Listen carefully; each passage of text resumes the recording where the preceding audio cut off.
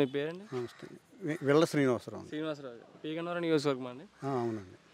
ఎలా ఉంటుందండి పీగన్నవరంలో గెలుపు అవకాశాలు ఎవరికి ఉన్నాయంటారు? వైసీపీకా లేకపోతే జనసేన క్యాండిడేట్ కంటే? జనసేనకి ఎక్కువ అవకాశం ఉంది. జనసేన గిడ్డి సత్యనారాయణ గారు. అవును, గిడ్డి సత్యనారాయణ గారు ఎలాంటి వ్యక్తి అంటారు? గిడ్డి సత్యనారాయణ గారు పర్లేదు అంటారు, మంచి వ్యక్తి? మంచి వ్యక్తేనండి. అందరినీ కలుపుకుపోయే వ్యక్తి. ఎవరైనా సాయం కోరి వెళ్తే కాదనండు. ఉద్యోగంలో ఉండగా కూడా ఆయన ఎవరైనా వెళ్తే అందరికీ సాయం చేసిన వ్యక్తే. మామూలుగా కూడా మా గ్రామ వ్యక్తి అండి ఆయన. మంచి మనిషి, మాకు తెలిసిన ఆయన. అందుకు మేము ఆయనకే సపోర్ట్ చేస్తున్నాం. మీరు ఏం చేశారు మంచి పనులు?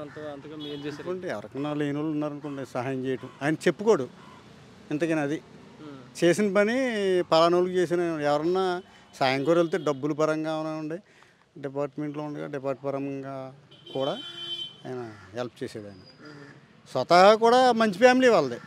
వాళ్ళ నాన్నగారు కాడి నుంచి అందరికీ సాయం చేసే వ్యక్తే. వాళ్ళ నాన్నగారు కూడా మహాలక్ష్మి గారు. మరి అవతల పక్క విప్పర్తి కదా, ఆల్రెడీ జడ్పీ చైర్మన్గా ఉన్నారు కదా. మరి విపత్తు అయితే ఉంటే అండి, మనకు ఆయన ఏం తెలుసు? చైర్మన్ మన ఊరికి ఏం చేయలేదు కదా. రోడ్లు అవి ఉన్నాయనుకోండి, వైసీపీ ప్రభుత్వం అంత ఏమీ చేయలేదు. ఇప్పుడు ఈ రోడ్డు అంటే ఏదో ఓన్ చేసి నీళ్ళతో వచ్చింది తప్ప ప్రభుత్వ పరంగా అభివృద్ధి ఏమీ లేదు. ఏదో సంక్షేమ పథకాలు ఇచ్చేమంటారు తప్ప ఎందుకు పని చేయని.